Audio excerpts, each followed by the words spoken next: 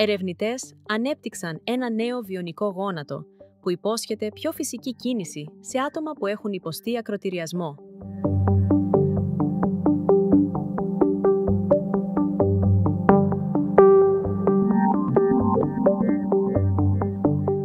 Ερευνητές του Ινστιτούτου Τεχνολογίας της Μασαχουσέτης ανέπτυξαν ένα νέο βιονικό γόνατο που ενσωματώνεται απευθείας στον μυϊκό και οστικό ιστό του χρήστη.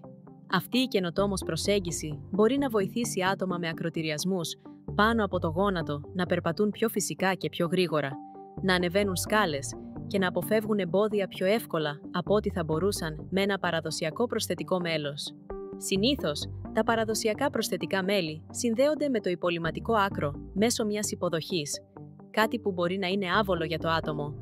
Το βιονικό γόνατο θέλει να λύσει αυτό το πρόβλημα.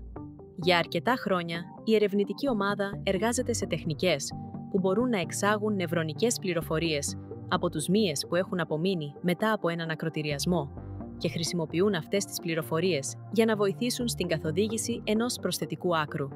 Η προσέγγιση, γνωστή ως Agonist-Antagonist Myoneuronal Interface, έχει αποδειχθεί ότι βοηθά άτομα με ακρωτηριασμούς κάτω από το γόνατο να περπατούν πιο γρήγορα και να περιηγούνται γύρω από εμπόδια πολύ πιο φυσικά. Στη νέα μελέτη, οι ερευνητές ανέπτυξαν μια διαδικασία για την εισαγωγή μιας ράβδου τιτανίου στο υπολειμματικό μυριαίο οστό ατόμων που είχαν υποβληθεί σε ακρωτηριασμούς πάνω από το γόνατο. Αυτό το εμφύτευμα επιτρέπει καλύτερο μηχανικό έλεγχο και αντοχή σε φορτίο σε σχέση με ένα προσθετικό μέλος.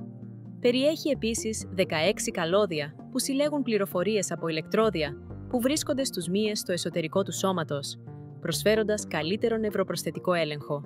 2 άτομα που έλαβαν το εμφύτευμα σε μια κλινική μελέτη είχαν καλύτερη απόδοση σε διάφορους τύπους εργασιών και ανέφεραν ότι ένιωθαν το άκρο περισσότερο σαν μέρος του σώματός τους, σε σύγκριση με άτομα που είχαν υποβληθεί σε ακρωτηριασμούς πάνω από το γόνατο και χρησιμοποιούσαν συμβατικά προσθετικά μέλη.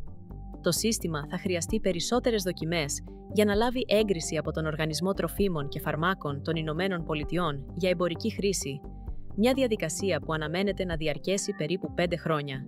Σε ένα πεδίο όπου η τεχνολογία προσθετικών μελών τείνει να αποκαθιστά την αρχική λειτουργία, αυτό το ερευνητικό έργο στοχεύει σε κάτι πιο φιλόδοξο. Ένα μέλος που νιώθει, κινείται και γίνεται αποδεκτό ως μέρος του εγώ.